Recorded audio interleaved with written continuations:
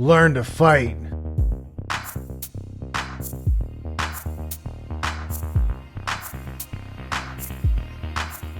Yo, John Fitch here. I got another episode of Learn to Fight for you. We are once again in the garage, and I'm going to break some things down for you in the garage. Working with my student here once again, and he always has questions. He comes in with questions because he's an active learner. He wants to see what I think about all these different techniques and strategies and things he sees on these self-defense and videos and things he finds on Facebook. And it's great because there's a lot of nonsense out there. And I don't mean that as the McDojo type stuff. There's obvious the McDojo, the chi, chakra people out there, but there's also people who are just creating content. They're just creating content. They're just trying to fill space. They need new techniques and new stuff to bring more people in, more views, more clicks. There's a lot of filler. There's a whole lot of filler out there. There's a lot of things that are just not necessary to get that good at in self-defense. You need a baseline core group of movements and things that you need to know how to do that will always keep you safe. And then there's a lot of added extras that you can add to. And in this clip, I'll start off talking about kicks, both offensively and defensively. And then I'll get a little bit into some of my views on striking too. So you'll kind of get a little bit better understanding of some of the things, like when I tweet about and I comment about how grappling is far superior to self-defense, you'll kind of understand why. Because how I break things down here, you don't really have that many opportunities where you would actually have to strike. Because I've said it before, if you're far enough away to throw punches and kicks, you're far enough away to scoot away. We'll turn this on, so I'll play this video for you. You'll listen to me speaking. Hopefully this will be loud enough with the audio. And then I'll stop from time to time to make some sidebar comments here, okay? Let's go. So kicking for self-defense, for my opinion, you don't do it. Because the amount of time it takes to get good at kicking, you're probably not going to be able to put in that much time to be proficient at it in that type of scenario. So the first thing I say here is the amount of time it takes to become proficient at kicking, to actually get good at it, it takes a long time. It's not something that you're going to take a handful of lessons at. It's not something that you're going to spend 40 hours doing and you've got it. Now, I spent 40 hours practicing my leg kicks. When I get attacked, I'm going to be able to land a good leg kick. That's just not likely. Yes, you can practice leg kicks. You can practice kicking a lot and get really good at it. Yes, you can. But you have to be realistic. If you are just training for basic self-defense and keeping yourself safe and not sport fighting, you might want to forego the kicking stuff to some more practical self-defense, things that you're going to need to learn quickly right now to get good at to keep yourself safe. The other thing is, even if you are really good at it, when you're out in the street, you're wearing regular shoes or dress shoes, you're on linoleum or wood or cement, it's not the same as the mat. So a lot of times when you come up off one foot, it's easy to slip. It's really easy to slip. Second little thing I'm talking about here, even if you're awesome at kicking, you've been kicking your whole life, and I've seen this. When you're out on the street, you're in dress shoes, you're in boots, you're in flip-flops, you're on different surfaces. Asphalt, concrete, linoleum, hardwood, right? You got all kinds of different surfaces. So you got different shoes, different surfaces. When you're coming up on one foot and rotating, you can slip. There's a lot of times where you can slip. You could be one of the best kickers in the world. You come up off of one foot, you turn your hip to throw the kick, whoop, you slip, now you're on the ground. That's not good in self-defense. It's not a good situation. The other thing is it's really easy to catch a shoe. You can catch a shoe, you can catch a boot, and now you're in trouble. I throw a kick at you, and you're gonna catch it. Oh, now I'm in trouble. That's not good.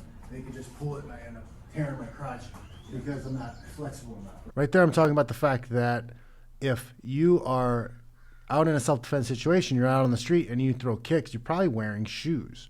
So if you've got loafers on, if you've got a big boot on, it becomes a lot easier. It becomes much easier to catch a foot with a shoe on it than a barefoot. And this isn't speculative. We've tried this. We did this with our high gear training on, wearing boots. We had sticks, stick fighting, throwing kicks, and a number of times guys threw kicks and the shoe was caught, putting the guy on the ground. And if you're not that athletic, you're not that flexible, and you get one foot caught in the air and you're doing the splits, there's a good chance you're going to tear your groin out. You're going to hurt yourself. It can be sticky. It can be an issue kicking with your shoes on. Teeps are pretty good. That's one of the kicks that's Like pretty teeps. good, but you're still coming off with 1 foot. Right? And that's because I can disguise it. It's hard to see things coming up here. Right? I could either take it straight to your chin or to abdomen. But that is also going to take a lot of practice. Practicing that teep and then practicing it with somebody coming at you. Doable, but it can be hard to learn. So I give teep some credit. I like the teep. Teep is a good, solid movement, keeping them at range. It's good. It does take time to get good at, though. It takes time to practice and get good at it. I would say out of all the kicks that you would learn, I think teep would be the first one that you should learn. It's the most simple. It keeps you at range. The visual from them of seeing the foot coming up, like it can be hard. You can look for yourself, look forward, and then see how soon you can see something underneath you coming up from underneath. That teep can come up quick and fast into the abdomen, or all the way up into the face, Anderson Silva style, putting guys out. Boom. And it is good. But again, you're coming up on 1 foot, so the surface of whatever you're standing on comes into play, and what shoes you're wearing comes into play. You're also wearing shoes, and that foot can be easier to grab because of the shoe. Got to take those things into account. But out of all the kicking stuff, I would say I like the teep the most, okay? Because you can even just teep to the knee. You teep to the knee, that's the old Hoist Gracie style of setting up him coming into the clinch. It takes practice. It does take practice. So I'm not a big kick person in self-defense. The other reason is Not a big kick person in self-defense. Kick you, get away. And scoot away. Right? Why am I engaging at all? There's no reason for it. We covered this before. If I'm far enough away to kick that guy, why am I not circling away to get away? Why am I not creating more space? I didn't turn my back and run away from him right here. I just circled out. I kept him in my line of vision. I kept him in my hip radar. I circled away. If he's kicking, you're going to have to learn defensive kicking. Because, well, even that, I don't know if you need to take the time to learn how to check. Because if we're far enough away from each other for you to kick me, now you can't kick me. If we're here and I think you might kick me, I'm here. So right here, I'm talking about the need for even learning how to check kicks. Now, yes, you do need to learn it, but it's going to take time to learn and get good at it. And I'm explaining to him right here, if we're at range where I think you might kick me, all I really need to do is step away. Because now that one step away, now I'm out of range. Now you can't kick me. You can't force me to kickbox you. You can't.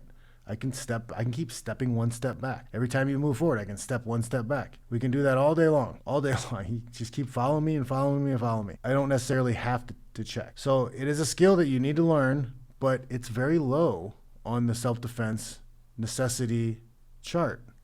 Because if you're far enough away to kick, you can take 1 more step back and you're out of range now.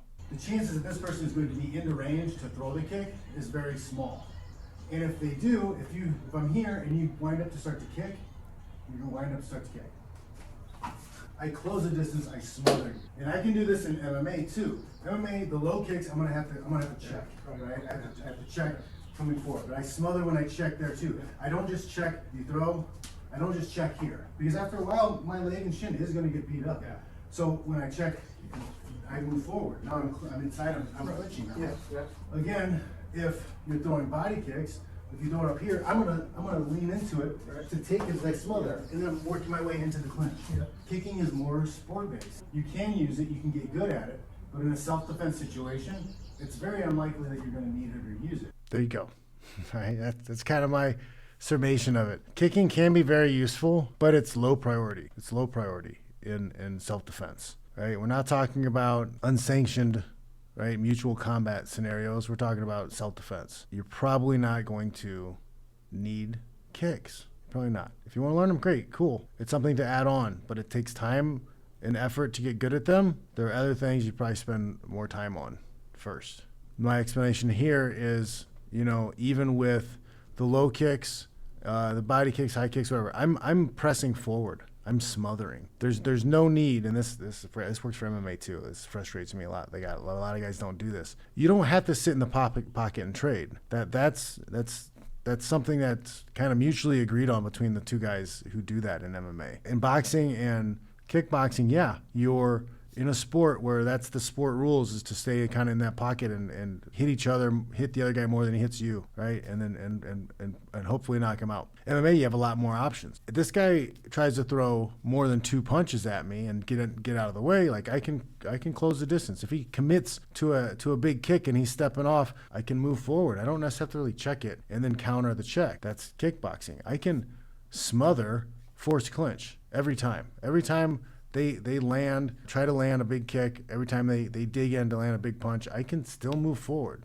If they can hit me, that means they can touch me. If they can touch me, that means I can clinch them. I can force my way inside. I might get grazed with a punch or two, but nothing's going to stop me from getting inside. That's kind of what I'm getting across to him, is like, well, I can learn all the cute checks and redirects with the feet that they do in Muay Thai, but it's not that necessary.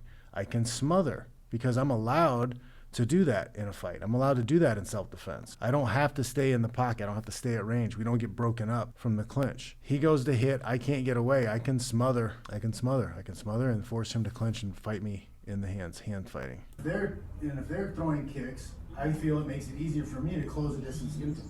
Because I've done that with fights. Yeah. Professional fighters throwing kicks. I give them the shoulder, you throw that kick, I give them the shoulder, and I come inside. And now we're clinching. Yeah.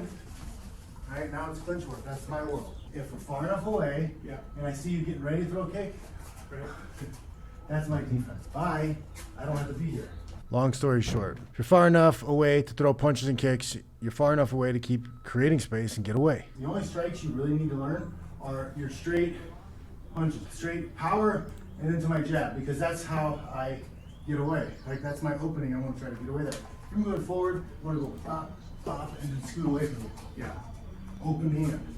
And that's usually if there's multiple attackers. Right. If you have a friend, right? You have a friend, I gotta try to stack you, and you come forward, I'm gonna hit you hard, create space, and I'm moving away. Yeah. If your friend keeps coming for me, boom, same thing. Power straight with the power jab to create space and move away. There's no reason why you're like, yeah, man, yeah. That's an unlicensed, unregulated mutual combat fight. You're agreeing to go toe-to-toe with somebody. We're gonna do the sport fight. So there you go. You are agreeing to a sport fight. When you square up with somebody and you put your hands up, you are agreeing to a sport fight. It's no longer self-defense. If you are being attacked and you need to defend yourself and you're trying to get away, the only time you're really going to use strikes is if there's multiple people, if there's multiple attackers. You're going to stack those attackers and you're going to hit the first guy as hard as you can. So it's going to be your power shot. I say power shot, power jab, create space, like I showed right there. Keep moving away. If somebody else closes the distance enough to come in striking distance and you're moving away, so they're going to have to be running at you. They're going to have to be overextending to try to get to you, which should make it a lot easier to land that power straight, power jab, keep circling away, keep moving away. And I'm pretty serious about this. Like, if you learn power straight, power jab on both sides, that's 4 punches. That's kind of all you'll ever really need to know for self-defense. Seriously, because your job in self-defense is to get away unharmed, okay? We want open hands because we don't want to break our hands. We want minimal amount of strikes thrown because we don't want to get tied up into a clinch battle when there's multiple people. We want to keep moving and keep sliding away. There's no reason to sit in the pocket and throw a 6-punch combination. No, boxing's not what you need for self-defense. If you're looking for street cred and unsanctioned boxing matches in the street, fine, do that stuff, whatever. Plenty of places that you can go and fight, sign the dotted line and fight people. Go do that. But self-defense, you're trying to get away. No need to get into a boxing match. Slide away, keep moving. There you go, guys. There you go. There's some of my opinions on kicking and striking for self-defense and why I say grappling is so much more important. It's a lot harder to learn. It takes longer to learn. You got to put yourself in more bad scenarios and situations to get through it. But a lot of these techniques that you will spend years and years and years trying to become proficient at in boxing and kickboxing aren't all that necessary in self-defense. If you want to study them for sport fight, awesome. I'm all about learning how to fight. Do it. I think you should get your purple belt in jiu-jitsu. I think you should do a few years of Muay Thai and do some smokers and amateur fights. I think you should try to do some MMA classes. I think you should try to find some combatives and self-defense classes. I think you should do it all. Okay, I really think you should do it all. I think it really completes you as a human to know how to fight and know your limitations and know your strengths. But if you're looking for the fast path to keeping yourself safe and keeping yourself not getting beat up and building your confidence, I think there's certain things you should spend more time on. I think clinch game, hand fighting is way higher on the list.